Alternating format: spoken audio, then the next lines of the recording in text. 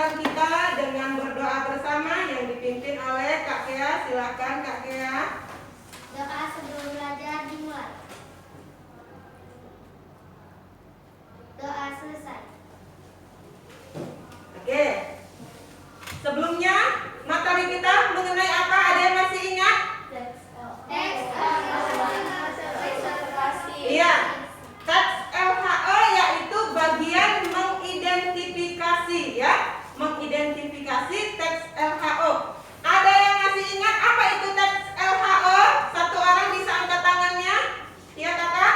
Teks laporan hasil observasi adalah teks yang menjelaskan secara umum atau melaporkan suatu hasil dari kegiatan observasi yang dilakukan. Iya. Teks laporan hasil observasi adalah teks yang dilakukan berdasarkan observasi atau penelitian mengenai suatu benda, ya, objeknya berupa benda, kemudian apa lagi? Hewan, tumbuhan, atau kejadian alam, ya. Nah, berikutnya ada yang masih ingat struktur teks LHO? Strukturnya, ya Kakak silakan. Definisi umum, deskripsi bagian dan penutup. Iya, deskripsi umum, kemudian deskripsi bagian dan penutup. Sekarang ya, kita akan belajar. Ya, sekarang kita akan melanjutkan pembelajaran hari ini masih sama mengenai teks LHO, tapi menyimpulkan teks LHO, ya. Oke.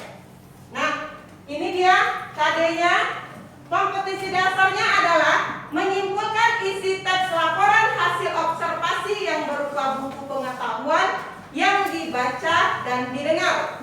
Kemudian untuk indikatornya, yang pertama adalah menentukan gagasan pokok teks laporan hasil observasi berupa buku pengetahuan yang dibaca dan didengar. Kemudian menyimpulkan teks laporan hasil observasi berupa buku pengetahuan dari yang dibaca dan didengar. Tujuan pembelajarannya, melalui diskusi kelompok, peserta didik mampu menentukan gagasan utama atau gagasan pokok teks LHO dengan benar. Kemudian setelah membaca teks laporan hasil observasi, peserta didik mampu menyimpulkan isi teks laporan hasil observasi. Nah, ini sedikit mengenai pengertian dari teks LHO. Anak-anak Mualimah sudah ingat ya, sudah paham mengenai pengertiannya. Teks laporan hasil observasi atau LHO adalah teks yang bertujuan memberikan gambaran secara umum mengenai suatu objek yang generik ya. Kemudian, nah, karena kita akan menyimpulkan, maka yang pertama sekali Mualimah jelaskan adalah mengenai pengertian dari menyimpulkan. Bisa dilihat, menyimpulkan teks berarti membuat intisari dari semua gagasan utama atau ide pokok yang telah diidentifikasi. Nah, jadi ketika kita ingin menyimpulkan suatu teks, ya, kita mengambil intisari dari teks tersebut. Nah, bagian-bagian pentingnya. Sekarang Mualimah tanya, pernah baca buku? Pernah ya? Nah, dalam ketika kita baca buku, anak-anak Mualimah itu hafal semuanya atau hanya intisarinya saja? Intisarinya saja. Iya, intisari atau bagian-bagian pentingnya. Tidak semuanya dalam teks itu kita hafal, tapi hanya intisarinya saja, gagasan pokoknya saja atau ide pokoknya saja. Nah, jadi masing-masing paragraf itu ada ide pokoknya, ya. Kemudian Mualimah bagaimana cara menyimpulkannya? Setiap ide pokok, gagasan pokok yang sudah diambil, nah, dijadikan menjadi satu paragraf. Kemudian itulah yang disebut dengan menyimpulkan. Oke, ya, menyimpulkan. Langkah-langkahnya apa saja Mualimah? Karena kita mau menyimpulkan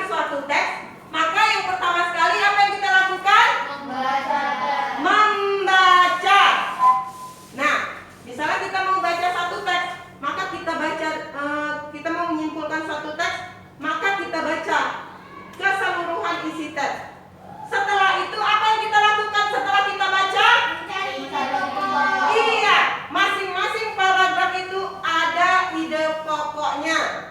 Nah, seperti yang anak-anak tadi sampaikan, ketika kita membaca suatu teks yang kita ingat itu bukan keseluruhan teks, tapi hanya intisari atau ide pokoknya saja. Nah, kemudian yang terakhir apa? Mengolah ulang. Intisari, gagasan pokok atau ide pokok yang udah ditemui tadi disusun menjadi sebuah paragraf, ya. Misalnya satu paragraf dari yang pertama, satu baris dari yang pertama, satu baris dari paragraf kedua. Nah, itu disusun menjadi satu paragraf baru. Ada yang ingin ditanya? Untuk menyimpulkan? Ada? Oke, jadi langkah-langkah menyimpulkan teks LHO apa saja? Membaca teks. Membaca teks, Mencari ide pokok. mencari ide pokok, Mengolah ulang. iya, mengolah ulang, ya. Next, kita lanjutkan. Nah, unsur-unsur gagasan, gagasan utama dan gagasan penjelas. Jadi, setiap paragraf itu ada gagasan utamanya, ada gagasan penjelasnya. Ya, ide pokoknya dulu, kemudian baru dijelaskan dan dijabarkan di kalimat atau di paragraf, di kalimat berikutnya. Nah, kemudian ada gagasan penjelas, itu tadi. Setelah gagasan utama, baru dijelaskan oleh gagasan penjelas mengenai suatu teks yang dibahas. Ada yang mau ditanya sampai di situ? Gagasan utama dan gagasan penjelas? Tidak ada. Baiklah. Jenis-jenis paragraf. Nah, jadi dia ada 3, ya. Paragraf deduktif, paragraf induktif, dan paragraf campuran. Apa itu mualimah? Paragraf deduktif.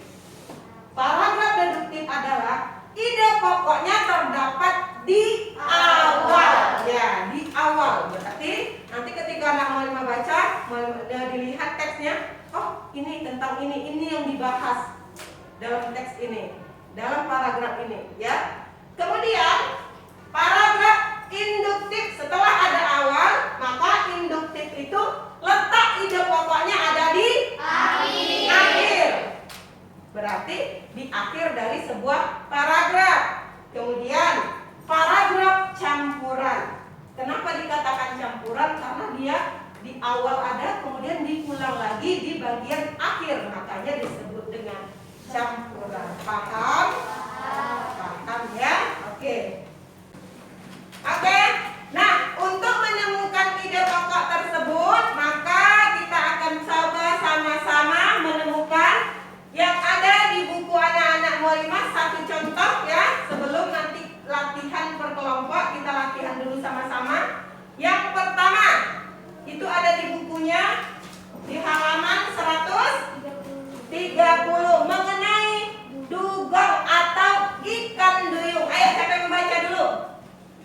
Satu paragraf pertama, kakak silakan dibaca, Kak. Paragraf pertamanya saja, ya. Silakan dipikirkan, ditentukan itu ide pokoknya ada di mana, di awal, di akhir, atau di awal dan di akhir, sambil temannya baca. Duyung atau dugong memiliki nama latin dugong dugong. Duyung adalah mamalia laut yang dapat tumbuh mencapai 3 meter dan berat mencapai 400 kg. Dugong juga dikenal dengan nama sapi laut atau sikau, karena habitat utamanya di antara padang rumput laut. Para pelaut percaya bahwa dugong dulunya adalah putri duyung karena bentuk tubuhnya. Di kalangan para pelaut, dugong sering dijuluki ikan putri duyung karena gerakannya yang sangat anggun. Oke.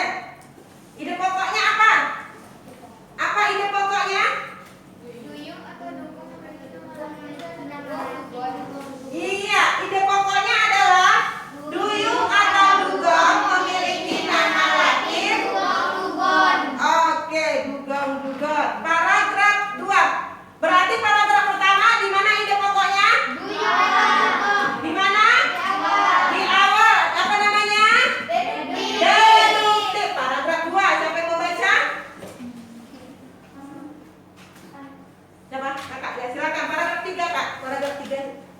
panjang ya.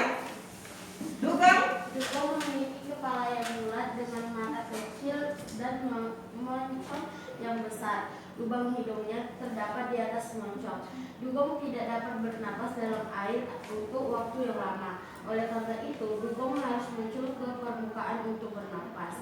Kemunculannya ke permukaan hanya beberapa detik, khususnya jika mereka berenang cepat. Oke. Ada yang bisa menemukan ide pokoknya ada di mana? Di awal. Di awal. Di awal dan akhir. Di awal. Oke, apa itu di awalnya? Silakan dibaca sama-sama. Dugong.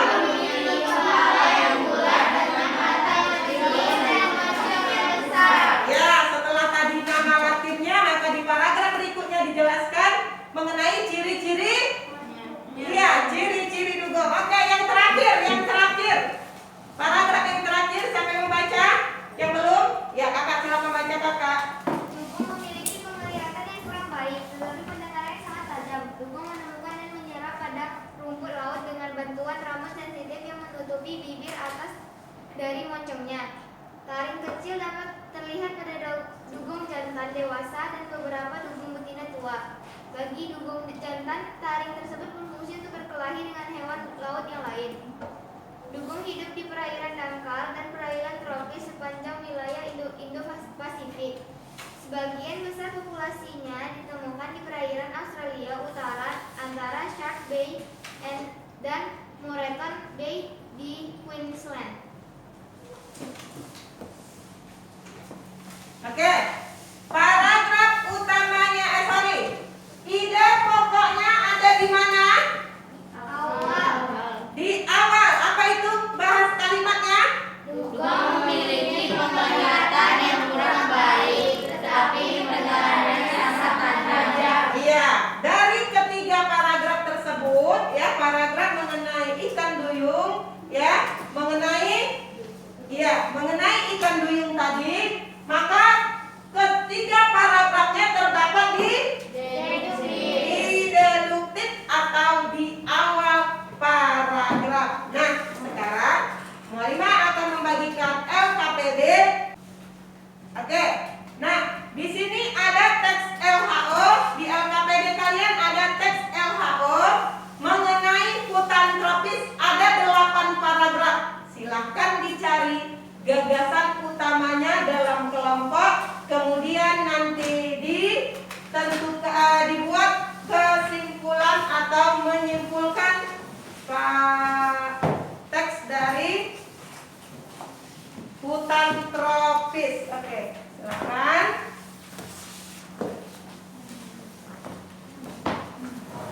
Oke, silakan dikerjakan. Nah, silakan. LKPD-nya udah mau dibagikan, silahkan dicari. Ada 8 paragraf. Apa ide pokok dari masing-masing paragraf tersebut? Kemudian dijadikan satu kesimpulan. Ya, silakan didiskusikan bersama teman kelompoknya ya. Didiskusikan bersama teman kelompoknya.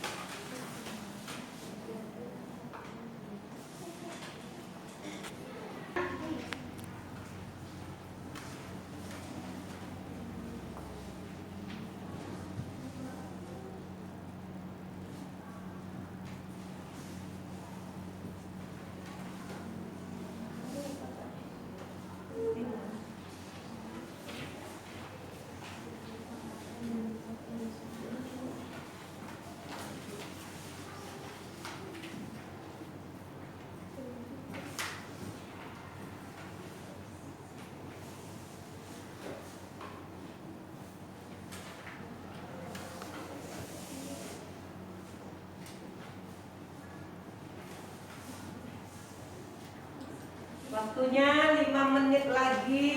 Waktu berdiskusinya. Silakan diskusikan dengan sebaik-baiknya. Di mana dia letak paragraf, ide pokok dari masing-masing paragraf untuk dapat menentukan atau dapat menyimpulkan teks dari hutan tropis.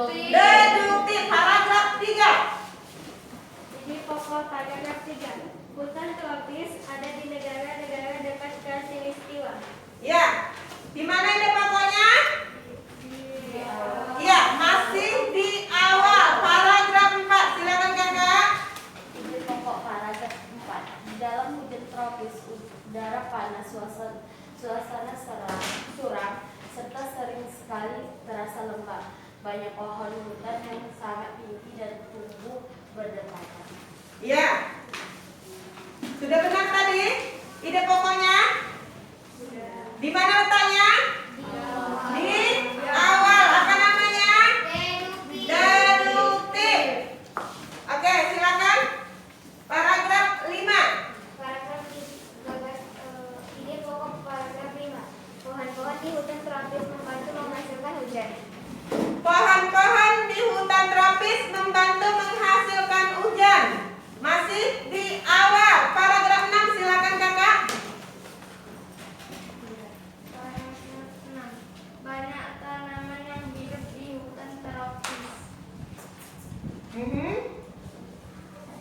Banyak tanaman yang hidup di hutan tropis. Paragraf 7, masih di awal ya.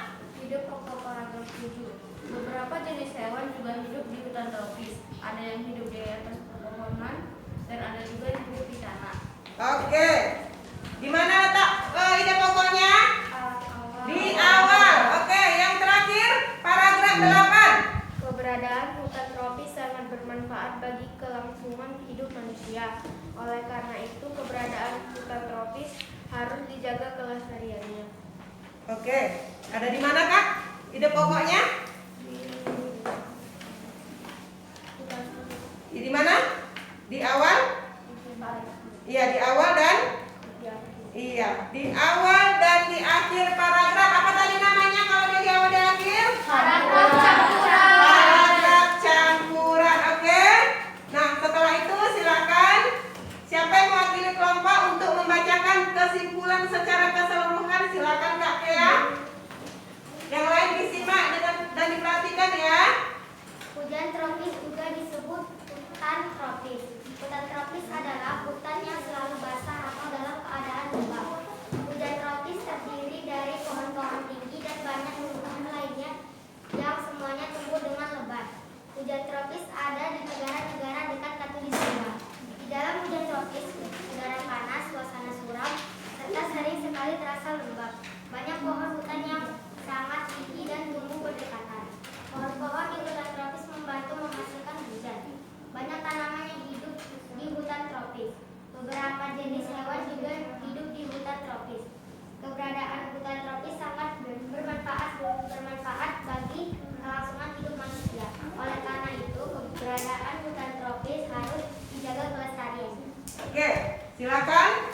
Berikutnya kelompok narasi.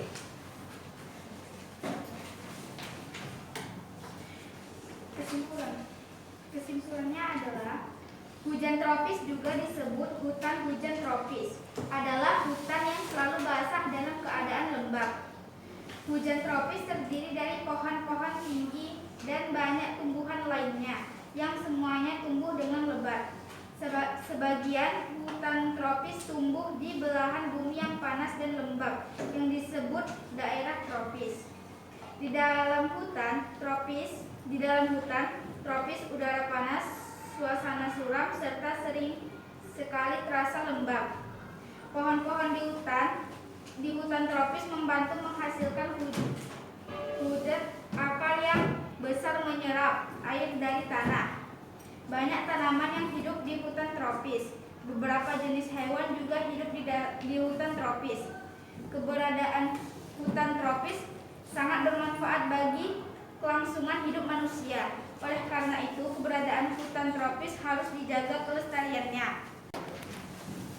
Ya, silakan kelompok deskripsi menanggapi kelompok narasi. Silakan Kakak, berdiri. Ya. Kesimpulan yang disampaikan dengan kelompok narasi sudah benar karena berdasarkan di dalam paragraf hutan tropis. Namun di paragraf 7, ide pokoknya hanya beberapa jenis hewan juga hidup di hutan tropis. Iya. Berarti untuk kelompok narasi dari kelompok 7, dari kelompok deskripsi mengatakan pada paragraf yang ke-7 hanya satu kalimat ya Nak, bukan dua kalimat yang masuk ke dalam ide pokoknya. Oke, kelompok narasi silakan tanggapi kelompok deskripsi. Kesimpulan disampaikan deskripsi sudah benar. Karena berdasarkan ide pokok yang terdapat dalam masing-masing paragraf dalam hutan tropis. Ya, oke. Berarti ada kesalahannya tidak ya? Oke, tepuk tangan dulu untuk kita semua. Nah, sayang sekali ya, kelompok narasi ada sedikit kesalahan ya, mengenai tadi hanya satu kalimat saja yang termasuk ke dalam ide pokoknya. Berarti pada diskusi kali ini kelompok terbaiknya adalah kelompok deskripsi. Tepuk tangan untuk kita semua. Oke. Oke, anak-anak sudah selesai diskusinya. Silakan ketua kelompok dikumpulkan LKPD-nya. Ya, silakan kakak dikumpulkan LKPD-nya.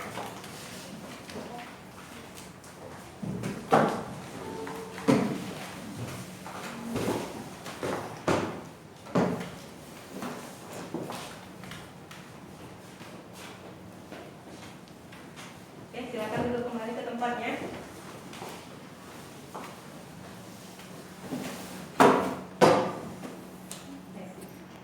Oke, nah waktunya sudah selesai untuk pertemuan kita hari ini. Bagian menyimpulkan dari teks LHO. Nah, sebelum kita tutup, Walimah mau tanya kembali sama anak-anak Walimah, apa itu tadi menyimpulkan? Menyimpulkan adalah Berarti menguasai dari sebuah pembahasan utama atau ide pokok yang telah diidentifikasikan. Oke, jadi yang menyimpulkan adalah kegiatan mengambil intisari atau ide pokok dari masing-masing paragraf yang kemudian disatukan menjadi sebuah simpulan. Oke, nah setelah itu langkah-langkah dari menyimpulkan apa aja tadi? Yang pertama, iya, membaca teks, kemudian mencari ide, kemudian iya, mengolah ulang paragraf menjadi satu paragraf yang utuh ya. Nah, senang untuk pelajaran hari ini? Senang. Ya, udah dapat ya, udah paham mengenai bagaimana cara menyimpulkan. Untuk pertemuan berikutnya